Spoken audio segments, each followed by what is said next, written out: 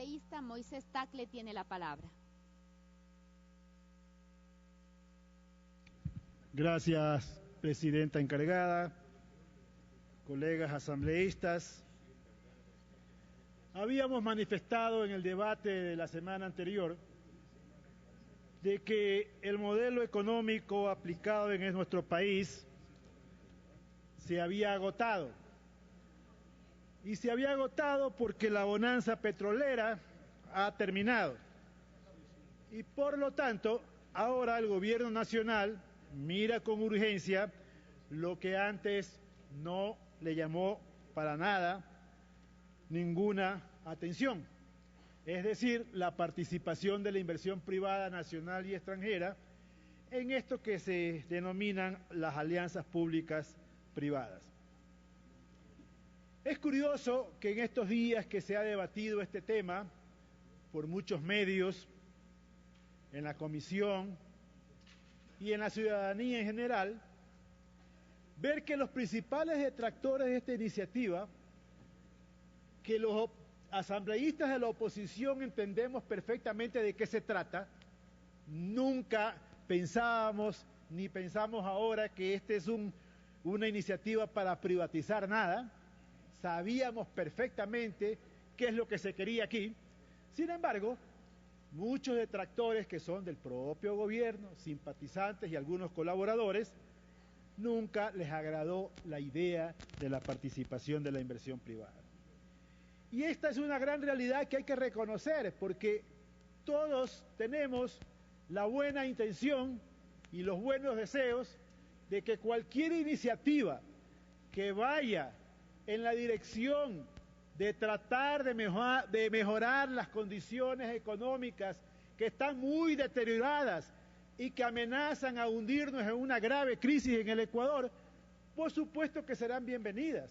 Y una de ellas, evidentemente, es la apertura a la inversión privada. Apertura que se da en términos muy leves, muy tenues, muy parciales, pero que de todas maneras es una apertura que puede traer beneficios a la economía nacional. Aquí se ha hablado de las alianzas públicas privadas y obviamente se ha hablado de los incentivos que están contemplados en este proyecto de ley. Y yo les he dicho, al igual que algunos de ustedes lo han manifestado, es que este tipo de alianzas público-privadas no es un invento de ecuatoriano. Este tipo de alianzas se dan en otras partes del mundo, en otras partes del planeta. Y déjenme decirles, se dan en mejores condiciones tributarias y fiscales en algunos casos. Pero además con el añadido de que en muchos de estos países sí hay estabilidad jurídica, en muchos de estos países sí se respeta una adecuada solución de conflictos que pueden generarse en este tipo de contratos, pero sobre todo en estos países sí es bienvenida la inversión privada y hay estabilidad y tranquilidad social. ¿Qué es lo que tenemos en el Ecuador? ¿Qué es lo que pueden ver los inversionistas extranjeros en el actual Ecuador, en la situación que estamos viviendo actualmente en el Ecuador? Por un lado, tenemos un modelo en donde muchos, y hay que ser muy claros, y no tiene por qué molestar esto a nadie, muchos satanizan la inversión privada, la ven como algo indeseable, nunca la quisieron antes ni la quieren ahora. Pero además, también van a ver en el Ecuador que aquí está vigente, plenamente vigente, un modelo de gestión económica que es un modelo estatista, centralizador, extremadamente regulador, inquisidor, sancionador y sobre todo impuestero. Eso es lo que van a ver desde afuera. Pero también van a ver en los hechos cosas que nadie puede negar, pues no podemos tapar el sol con un dedo. Aquí hay salvaguardias, tenemos impuestos de salida de los capitales, estamos cambiando las reglas de juego tributarias a cada rato. No hay ninguna garantía en el tema de mantener estabilidad jurídica. El propio presidente amenaza que va a hacer los cambios que sean necesarios en materia tributaria cuando él estime conveniente. Hay un exceso de regulación y de espíritu inquisidor en el manejo empresarial. Hay en definitiva un ambiente en donde no se puede hablar de que es un ambiente propicio a el desempeño empresarial. Se sataniza el éxito empresarial. Se afirma que la gran mayoría de las empresas en el Ecuador, que son de estructura familiar al igual que en todas partes del mundo, deben desaparecer. No se premia de ninguna manera ni se reconoce el éxito empresarial, y encima de eso se nos amenaza constantemente con afectar seriamente el patrimonio que podemos hacer los ecuatorianos y que obviamente queremos heredarlos a nuestros hijos. En este ambiente, ¿cuál es el resultado real que se percibe afuera? ¿Cómo se califica la situación del Ecuador en el tema de la inversión? Ecuador es un país en donde el riesgo país está bordeando los 1.400 puntos. Esto significa que alguien que quisiera traer sus capitales al Ecuador va a demandar un retorno de ese capital de por lo menos un 15 o un 16%, tasa que por supuestamente es muy elevada. Esa es la realidad que vivimos en el Ecuador. Pero veamos al tema de lo que estamos planteando en este proyecto de ley, esta iniciativa de hacer posible las alianzas públicas y privadas. Como dije hace un momento, se trata de una apertura parcial. Y esto también trae un problema, porque no es correcto, no es lógico, no es razonable. No vamos a traer gran inversión extranjera cuando estamos limitándola solamente a proyectos públicos que el gobierno considere prioritarios. Los incentivos deben abrirse a cualquier inversión que sea necesaria para el desarrollo del Ecuador. Esto lo planteamos reiteradamente.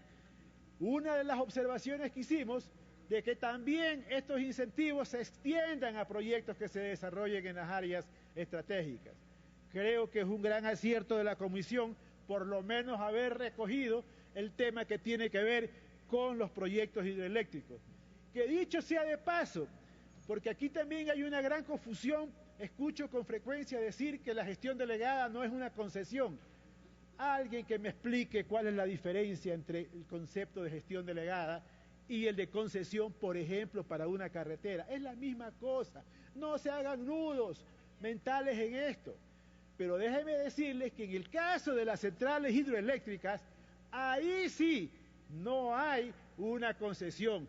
Porque en la central hidroeléctrica, ¿cuál es el compromiso del inversionista? Poner el dinero, construir la central y operarla. ¿Quién vende el producto de esa central? El Estado. Al Estado es que se le entregan los kilovatios hora de energía eléctrica generada. Y el Estado es el encargado de pagarle al inversionista por esa energía que le va a entregar. Entonces no confundan los conceptos, eso no ayuda a nada. No se hagan problemas. Dicen que el Ejecutivo puede tener atribuciones para modificar incluso contenidos de una ley por un simple decreto, por una simple disposición administrativa que esté bajo la responsabilidad del Ejecutivo. Esto no es posible aceptarlo. Y yo no veo por qué tengamos que perder tiempo discutiendo algo que es tan obvio. Esa es una clara violación a la ley y a la Constitución, por favor. Aquí tampoco se hagan problemas, borren esa cuestión que dice también asuntos que puedan estar contenidos en la ley, porque eso no es posible que nosotros aceptemos una flagrante violación a la ley.